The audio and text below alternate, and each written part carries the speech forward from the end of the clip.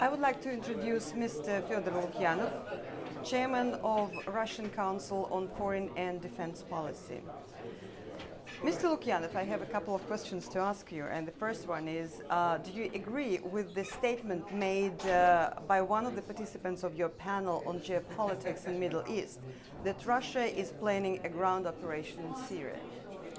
I don't think that the person you quote said exactly this. He said that Russia is expecting a ground operation in Syria, which should be a logical continuation of the current air raid campaign. He did not say that this operation will be conducted by Russian forces, and I think that in fact there are no signs yet to expect that Russia will send troops to operate directly in Syria. The plan, if I understand correctly, is that Russian Air Force changes dramatically the capacity, reduces the capacity of Islamic State and other Islamist groupings in the area, giving official forces, the Syrian army, chance to start this big offensive and to recapture part of territory, some cities and so. It's not about Russian operation on the ground, it's about coordination between Russian Air Force and the Syrian army. We can compare it to what NATO did in Libya 4 years ago, when NATO Air Force supported rebels to advance on the ground.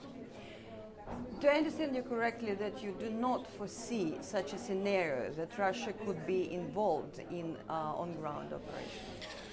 I do not foresee this scenario. I think this scenario might be possible only in case of total failure of the whole strategy, because it certainly is not the idea that Russian forces will participate directly.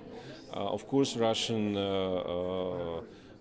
strategists rely on Syrian army, and they hope that with help of Russian Air Force, Syrian army would be able to break the current situation.